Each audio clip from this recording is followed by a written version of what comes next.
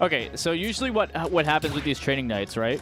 I go through, give some basic tips. I take questions from you guys. I tell you how to get better in disadvantage, and then after that we go online, and you play against me or someone else. I judge your disadvantage. I literally put you in disadvantage a bunch of times, and I teach you how to get better at it. Or I commentate and analyze the set that you're or the match that you're having with someone else. Okay, so I want to know from other Sephiroths, where do you guys struggle in disadvantage exactly? Before I go into like my own tips, you have a hard time keeping the opponent away, like when you are in disadvantage. To be honest, for me, I don't know if I struggle in disadvantage, but I have a hard time keeping advantage going. Coming back to the stage when enemy is conditioned to shield Octaslash. Well, if the enemy is conditioned to shield Octaslash, like on ledge, then you should be okay. Oh wait, the computer doesn't actually have a shield option. So, I mean, if the opponent is already conditioned to shield Octaslash, then that means you should be getting back to the stage for free, pretty much. Unless you're talking about, like, Octaslashing high. Like, do you mean, like, up there? Or something, like, coming back from ledge, like, over here? Or something like that? Or, like, doing something like that? If your opponent is conditioned to do that, well, definitely don't just Octaslash, because obviously you're going to get hit for it. So, yeah, I mean, if you're trying to recover high like that with Octaslash, I would say don't. I would say, like, completely mix up your opponent, right? Like, you can do other things. If they're already shielding, then what are they going to do? Like, if they're shielding, then they're not going out to edgeguard you, right? Okay. So yeah, I mean, if they're already conditioned to shield, because you are the one who's conditioned them to shield Octaslash, right? Otherwise, they got hit. Is there some punish you can get off of their conditioning? If they're conditioned to shield more in general, obviously Sephiroth is one of the best shield breakers in the game with that move. But, like, if they're conditioned to shield, you can... do you know how to do this? Where you, like, get all the hits of Octaslash, but also snap the ledge? Because you can do that. So yeah, I would say that's one good thing. Oh, so you know how much I'm a fanatic of like wave bounce cross slash with Cloud, right?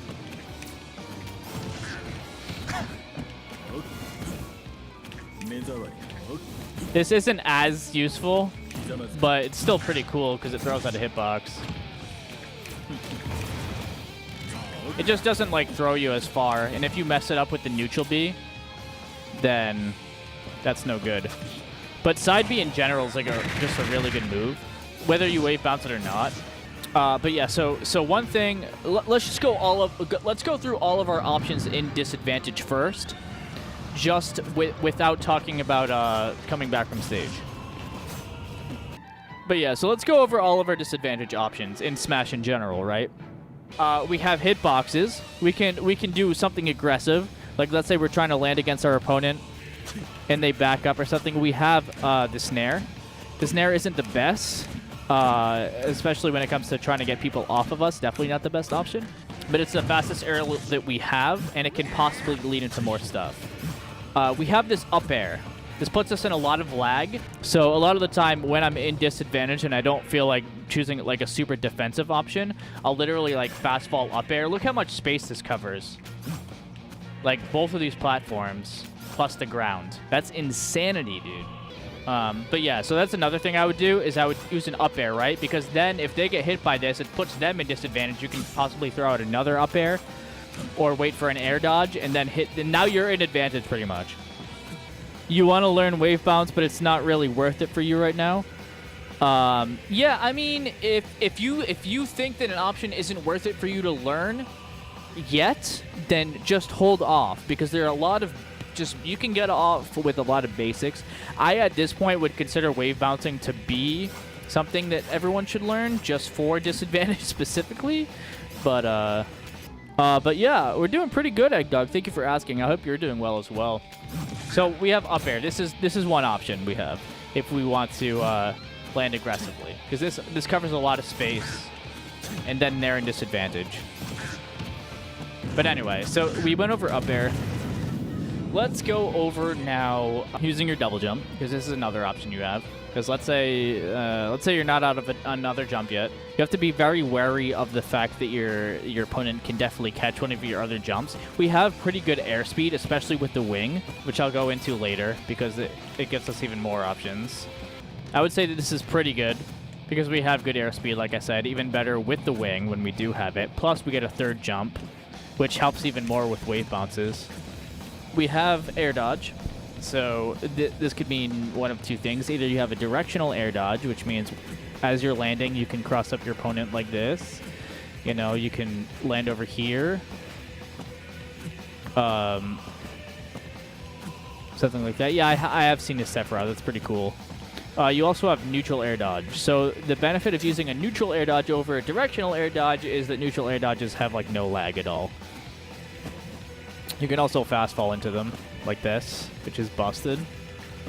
This is one of the most busted options in the game. I would say it's extremely important for any character to abuse this. Just make sure you don't end up doing a directional air dodge down like that. So second of all, or lastly, what I wanted to go over is we have our side specials, which is Shadow Flare. So I don't know if you guys know this about Shadow Flare, but when you're landing with Shadow Flare, you can actually do it the other way. You can do this in the air as well. So, like, for example, if your opponent, like, tries to roll because they're afraid of the option, then you have that. And lastly, I use this, but I wouldn't say use this all the time, you can use your uppy like that. Like, let's say your opponent is expecting you to land a certain way. This doesn't have a shit ton of lag on it like Octaslash does. So, like, your opponent is charging an up smash. You know, you can get down there and do something like that.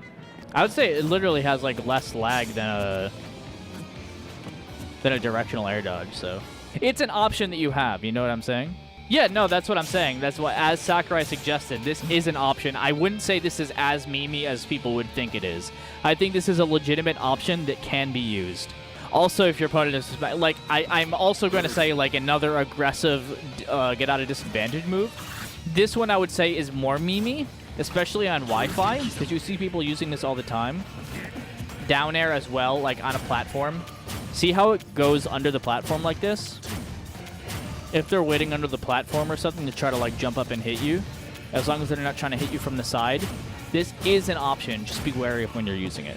Can landing fair bear used be in certain situations, or is it better to just land if you're at the distance and resume neutral? Well, if you think that they're actually going to chase you down, then yeah, it is an option.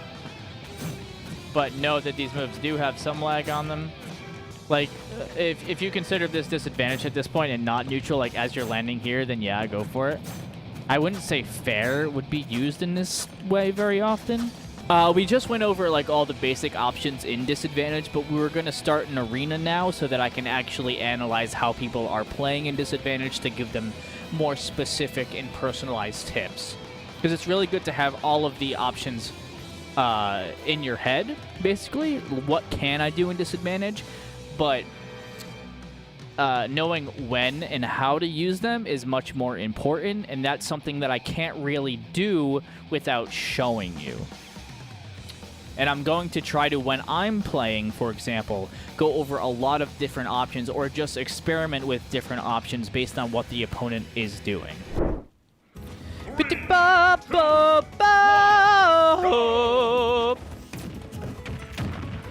Okay. Good patience, Victor. That was a good use of a double jump, in my opinion. Yeah, give it a shot. Give it a shot. That was decent, Rabbit. That worked.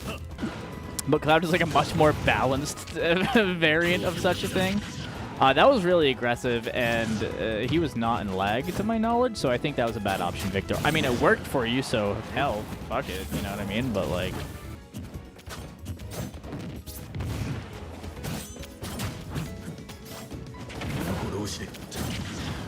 Yeah, Rabbit, you were down airing a disadvantage a lot. And remember, going for like that safe high Octa Slash probably isn't the best because Sephiroth can cancel the flare. You know what I mean?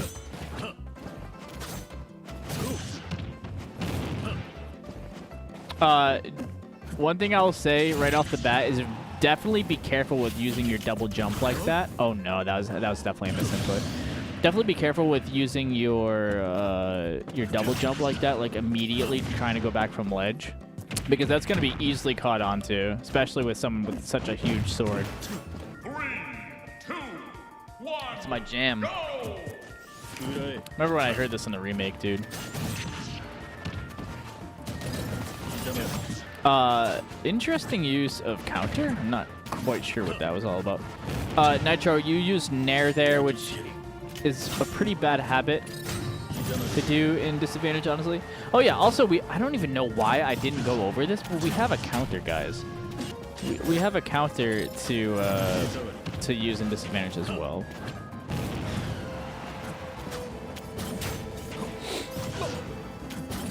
Rabbit, you're using down air too much in disadvantage.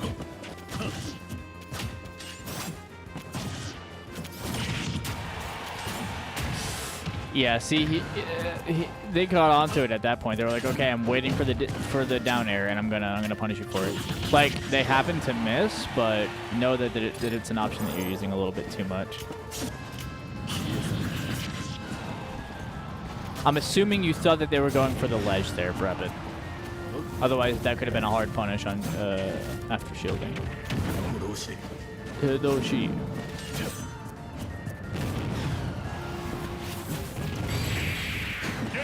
Nitro, be careful using your jumps. You had a lot of options to get around that. You're not in lag after jumping like that.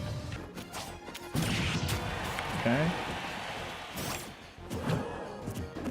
That side B was really risky. You should have actually died there, Victor. I'm gonna be honest with you. You should have air dodged. That was good. Oh no, no. You thought you were close enough. That sucks.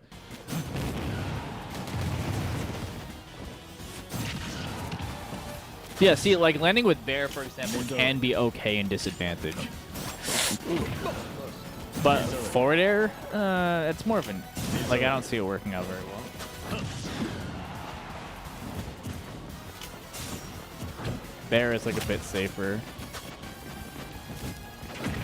But like, you want to mix it up. You don't want to be always landing with bear. That was also really good, by the way. You don't want to like always be landing with bear. But to land with in disadvantage, you don't necessarily have to land with anything, man. You don't have to do shit. Like, I gave you a bunch of options, but like doing nothing and just drifting is a really good option, because then you're in absolutely no lag and you can react to whenever your opponent does something to then put them in disadvantage. You know what I'm saying? You're not always going to want to hit a button. Yes, exactly, Trance. For those of you who are new to Smash, oh my god! Holy fuck! Holy shit! Did you see that down air? Yeah, so Dare is down air. Alright, doesn't seem like we have any questions then. I feel like I went over a good amount of stuff and tried to help people on the individual level as well once we opened up the arena. So without further ado, I guess we'll end the stream. Thank you guys so much for showing up.